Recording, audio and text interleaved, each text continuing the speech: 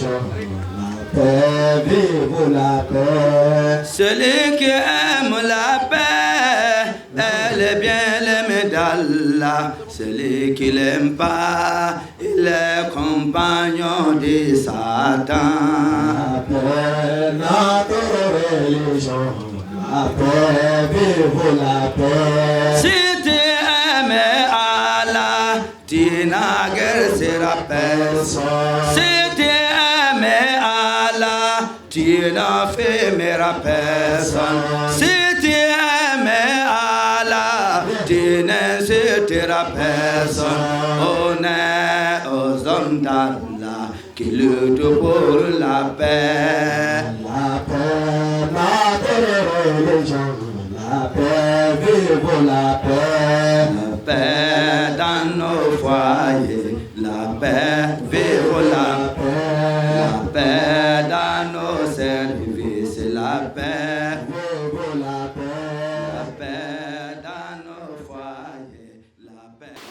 أشهد أن لا إله إلا الله وحده لا شريك له وأشهد أن محمدًا عبده ورسوله أما بعد فأعوذ بالله من الشيطان الرجيم بسم الله الرحمن الرحيم ظهر الفساد في البر والبحر. De nos jours, de nombreux mots moraux deviennent courants dans le monde. Ces problèmes apparaissent sous différentes formes selon les sociétés, les cultures et les contextes. Mais certains des principaux sont les suivants. Les gens mentent pour leur intérêt personnel, commettent des fraudes et trompent les autres, que ce soit dans les affaires ou dans les relations personnelles. Les pots de vin, l'abus de pouvoir et la manipulation de la justice constituent un problème majeur dans de nombreux pays. Envier la réussite des autres et nourrir de la haine à leur égard nuit à l'harmonie sociale. Les individus privilègent leur intérêt personnel au détriment du bien collectif, ce qui accroît l'indifférence dans la société. Les médias et les réseaux sociaux encouragent parfois des tendances contraires aux valeurs morales. L'oppression des faibles, les violations des droits humains et l'abus de pouvoir deviennent de plus en plus fréquentes. Le désir excessif de richesse et de pouvoir pousse les individus vers de mauvaises actions. Ne pas accepter les différences de la religion, de race ou d'opinion et aller jusqu'à la violence constitue un problème grave. Ce que nous, on est en train de voir dans le monde, l'homme, il est moderne et il est avancé même. Mais ce qu'on voit aussi, que intérieurement, l'homme, il est vide. À cause de l'excès de matérialisme et puis manque de respect, manque de spiritualité. Le manque de spiritualité a plongé l'homme dans un vide que rien de matériel ne peut combler. Le véritable problème réside dans le fait que l'homme a négligé les besoins de son âme. De même que le corps a besoin de nourriture, l'âme a besoin d'un lien vivant avec Dieu, de la prière, de l'adoration et de la purité morale. Aujourd'hui, si nous observons attentivement la société moderne, nous constatons l'émergence de nombreux problèmes profonds qui affectent l'être humain à tous les niveaux. Quels sont les problèmes majeurs?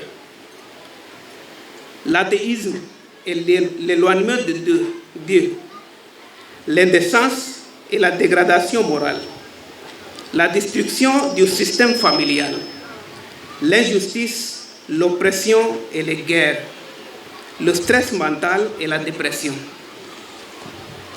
Le Messie promis et Imam Mahdi de l'époque, il a écrit dans son livre La philosophie des enseignements de l'islam, il a écrit: notre chef et maître, le saint prophète Muhammad sallallahu alayhi wa sallam, fit son apparition à un moment où la corruption avait atteint son apogée dans le monde. Ainsi l'a dit Dieu le Tout-Puissant: sur terre et mer, la corruption s'est répandue. Cela signifie que les gens du livre, ainsi que ceux qui n'avaient eu aucune expérience de la révélation divine, s'étaient tout corrompus. L'objectif du Saint-Coran était de redonner la vie aux morts. Sachez qu'Allah est sur le point de ressusciter la terre après sa mort. En ce temps-là, les peuples d'Arabie croupissaient dans la corruption. Aucune forme d'organisation sociale ne prédominait. Et le vice et le péché étaient leur fierté. Maintenant, je vous présente quelques causes de cette crise morale. Si nous réfléchissons profondément à cette crise morale qui envahit notre société, nous réalisons qu'elle n'est pas apparue soudainement. Elle a des causes profondes, enracinées dans l'état spirituel de l'être humain. La première cause est l'affaiblissement de la relation avec Dieu. Lorsque le lien entre l'homme et son créateur devient faible, l'homme perd naturellement son sens de responsabilité, de moralité et de conscience. La foi n'est plus vivante dans les cœurs, et sans cette lumière divine, l'être humain se trouve livré à ses propres désirs et passions. Le Messie promis, alayhi salam, Muhammad, il a écrit le but de la religion dans son livre. Il dit: le but de la religion est que les hommes reconnaissent le vrai Dieu qui a créé le monde, l'aiment à tel point que tout autre amour s'affaiblisse dans leur cœur, fassent preuve de bonté et de compassion envers ses créatures et s'efforcent d'atteindre la plus haute pureté. Or, ce but est négligé à notre époque et la plupart des gens suivent en pratique une forme d'athéisme. Ils ne semblent pas être conscients de l'existence de Dieu. Et c'est ce manque de conscience qui entraîne la commission des péchés avec une audace toujours croissante. La deuxième cause est que la religion est devenue purement formelle. Elle existe encore, mais souvent uniquement dans les apparences. Les pratiques religieuses sont accomplies sans compréhension, sans sincérité et sans véritable transformation intérieure. Ainsi, la religion perd son essence, qui est de purifier l'âme et de guider l'homme vers le bien. Ici, on peut trouver un exemple de deuxième cause. Par exemple, les enseignements concernant sacrifice, ce que l'islam nous a donné, et puis les enseignements de sacrifice, ce qu'on trouve dans notre pays ici même. Par exemple, il y a une personne qui a perdu son papa ou bien sa maman. Ce qu'on a observé ici, les représentants de l'islam, ils viennent à la funéraille et ils demandent, les gens qui sont déjà dans une tristesse, demandent l'argent parce qu'on va prier pour les parents, ils vont rentrer au paradis. Nous, on a observé ces choses ici. Mais si on voit la vie de saint prophète sallallahu alayhi wa sallam, il n'a jamais fait ça. Il a perdu sa femme, il a perdu ses enfants, il a perdu les centaines d'accompagnés, mais il n'a jamais fait ça. Maintenant, les représentants de l'islam doivent présenter les vrais enseignements au islam. La troisième cause est l'amour excessif du monde, le matérialisme. l'homme a fait de ce monde sa priorité absolue. La richesse, le statut social et les plaisirs matériels sont devenus ses objectifs principaux. Dans cette poursuite, il oublie ses responsabilités morales et spirituelles. Il sacrifie souvent ses valeurs pour atteindre ses ambitions. Ainsi, lorsque la relation avec Dieu s'affaiblit, que la religion devient superficielle et que le matérialisme domine, il devient inévitable que la société tombe dans une crise morale. Le Messie promis est Imam Mahdi. Il écrit dans son livre L'Arche de Noé, il écrit: les manifestations extraordinaires de la puissance de Dieu ne se produisent que pour ceux dont la foi est certaine et qui, par amour pour lui, suppriment tous les désirs concupiscents de la chair et brisent toutes les chaînes infâmes.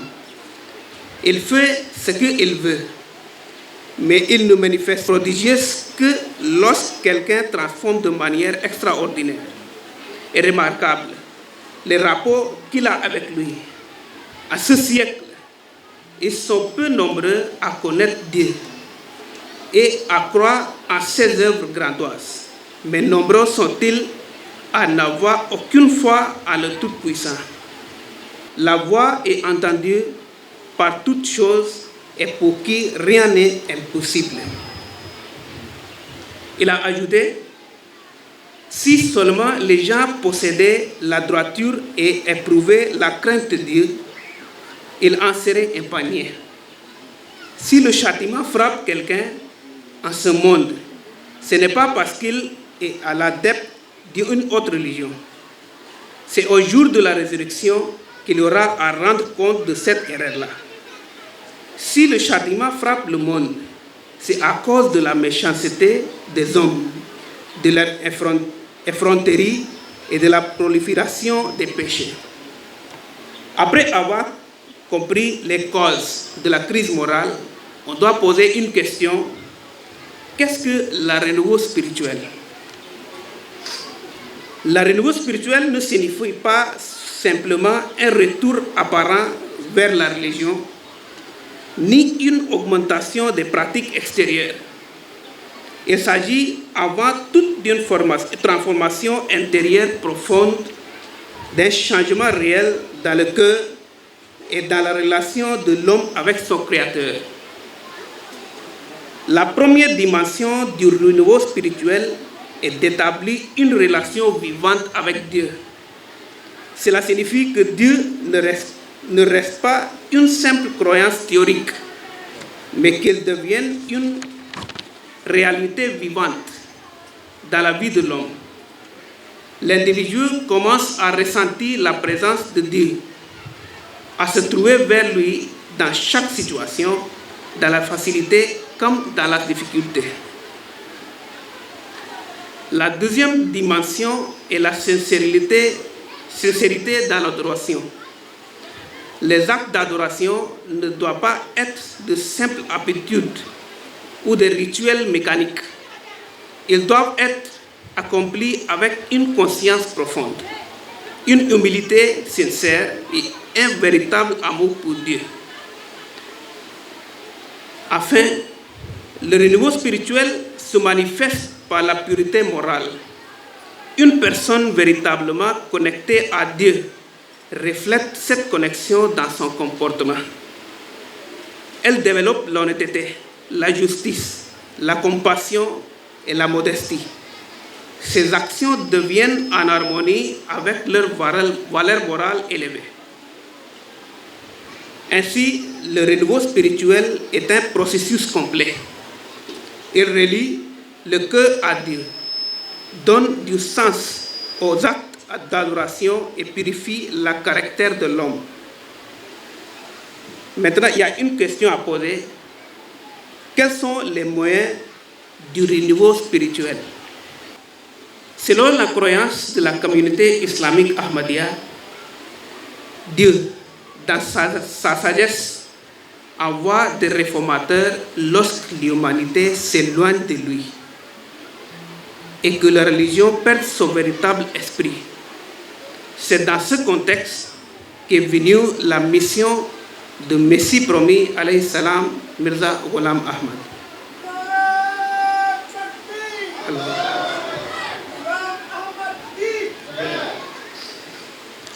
Sa venue n'était pas un événement ordinaire, mais une réponse divine à la crise spirituelle et morale du monde.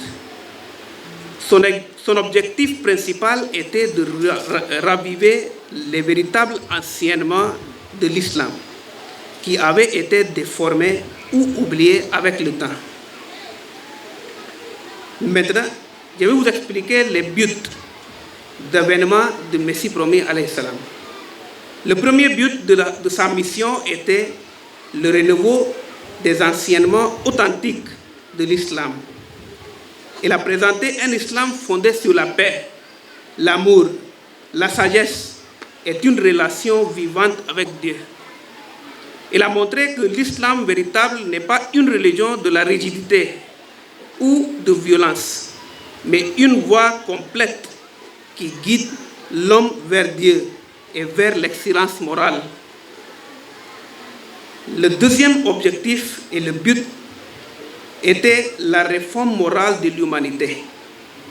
Il a attiré l'attention sur la nécessité de purifier le cœur, d'abandonner les vices et de développer des qualités nobles telles que la vérité, la patience, l'humilité et la justice. Selon lui, aucun progrès réel n'est possible sans une transformation morale intérieure. Le troisième objectif d'avènement de Messie promis, alayhi salam, fondamental, était établir une relation vivante entre l'homme et Dieu. Il a enseigné que Dieu parle encore aujourd'hui, qu'il répond aux prières et qu'il se manifeste à ceux qui le recherchent sincèrement. Il a ainsi donné à la fois sa dimension vivante et expérimentale. Ainsi, la venue de Messie promis, alayhi salam, constitue un moyen essentiel pour le renouveau spirituel à notre époque. Son message invite l'humanité à revenir vers Dieu, à purifier son cœur et à adopter les véritables valeurs de l'islam. Il a écrit dans son livre Idal Koham: je jure par Dieu qui m'a envoyé, qu'il m'a envoyé en tant que Messie promis. Et de même que je crois au verset du Saint-Coran, de la même manière, sans la moindre différence, je crois à la révélation claire et manifeste de Dieu que je reçois. Donc la vérité m'est devenue évidente par ces signes répétés. Je peux prêter serment dans la maison de Dieu et que la révélation sacrée qui descend sur moi est la parole du même Dieu qui a envoyé sa parole à Moïse, à Jésus, à Muhammad sallallahu alayhi wa sallam. La terre a témoigné à ma faveur et le ciel également. Ainsi, le ciel et la terre ont tous deux proclamé que je suis le khalifa de Dieu. Cependant, selon les prophéties, il était nécessaire que je sois rejeté. C'est pourquoi ceux dont les cœurs sont voilés ne m'acceptent pas. Je sais que Dieu me secourra assurément, comme il a toujours soutenu ses messagers. Nul ne peut se dresser contre moi, car il ne bénéficie pas du secours de Dieu. Pour le niveau spirituel, on peut poser une question: quel est le rôle de la communauté islamique Ahmadiyya? Un des plus grands bénéfices accordés à cette communauté est l'établissement du Khilafat Ahmadiyya. Après le décès du Messie promis, alayhi salam, Dieu a établi un système de direction spirituelle continue, connu sous le nom de Khilafat, afin de préserver l'unité de la communauté et de poursuivre sa mission. Aujourd'hui, sous la direction de Hazrat Mirza Masroor Ahmad, ce système continue de guider des millions de personnes à travers le monde. Le khilafat est une source de bénédiction immense. Il renforce la foi, unit les cœurs et offre une direction spirituelle dans un monde rempli de confusion. À travers ses sermons, ses discours et ses orientations, il rappelle constamment l'importance de la relation avec Dieu, de la moralité et du service à l'humanité.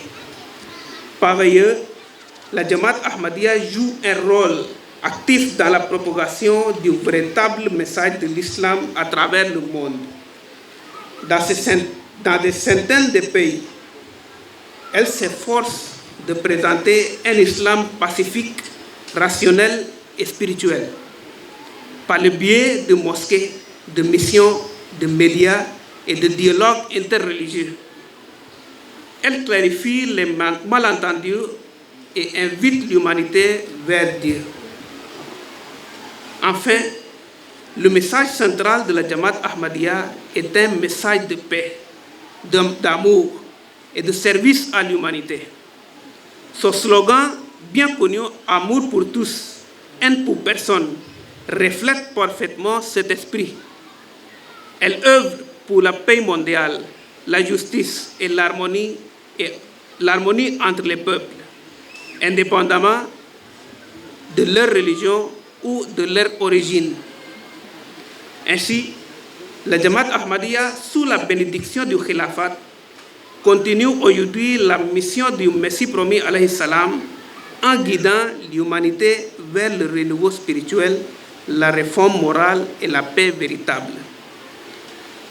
Notre cher calife, Hazrat Mirza Masroor Ahmad, il a une fois expliqué dans son sermon, il dit ainsi, pour atteindre notre objectif, nous devons développer une relation si profonde avec notre Dieu et nous efforcer à tel point que, en voyant notre lien avec Allah le Très-Haut, en observant la manifestation de son attribut Al-Aziz en notre faveur, en constatant notre désir et nos efforts pour établir la vertu et la piété dans le monde entier.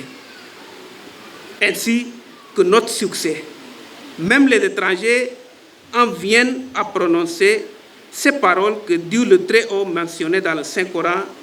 Il arrivera souvent que ceux qui ont mécru souhaiteront être musulmans.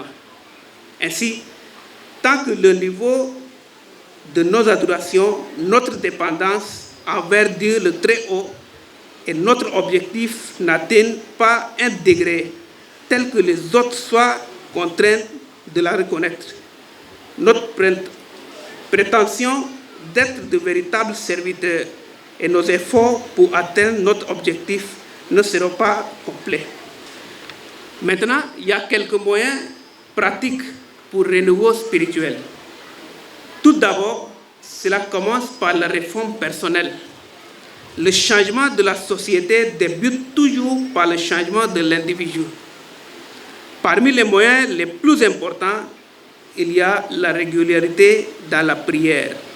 La salade n'est pas simplement une obligation, mais un moyen puissant de se connecter à Dieu, de purifier son cœur et de trouver la paix intérieure. Ensuite, la récitation du Saint-Coran occupe une place centrale. Le Coran est une source de guidance, de lumière et de sagesse.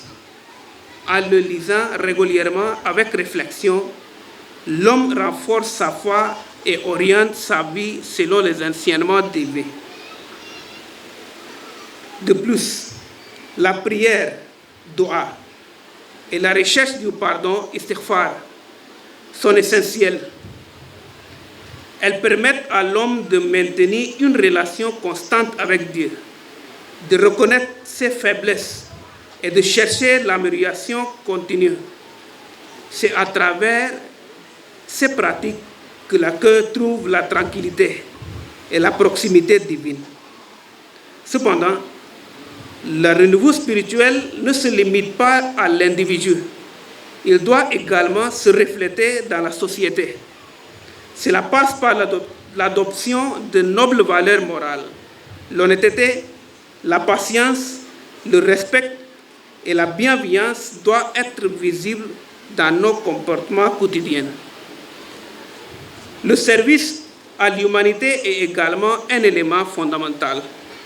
Aider les autres, soulager les souffrances et contribuer au bien-être de la société sont des manifestations concrètes de la spiritualité. Une foi vivante se traduit toujours par des actions positives envers les autres. Enfin, l'amour et la tolérance sont indispensables pour construire une société harmonieuse. Dans un monde marqué par les divisions et les conflits, il est essentiel de promouvoir la compréhension, le respect mutuel et la coexistence pacifique. Ainsi, le renouveau spirituel devient une réalité lorsque l'homme réforme sa propre personne et contribue positivement à la société qui l'entoure. Dans un mot, on peut dire le problème du monde est spirituel et la solution est aussi spirituelle. Qu'Allah Tout-Puissant nous accorde la capacité d'élever notre niveau spirituel. Il accorde au monde la grâce de s'unir sous la bannière de l'unité et qu'il permette à l'humanité de reconnaître et d'accepter Imam Mahdi de l'époque. Assalamu alaikum wa rahmatullahi wa barakatuh. Wa alaikum assalam wa rahmatullahi wa barakatuh. La paix, madre religion, la paix, vive la paix. La paix dans nos foyers, la paix, vive la paix. La paix dans nos services, la paix.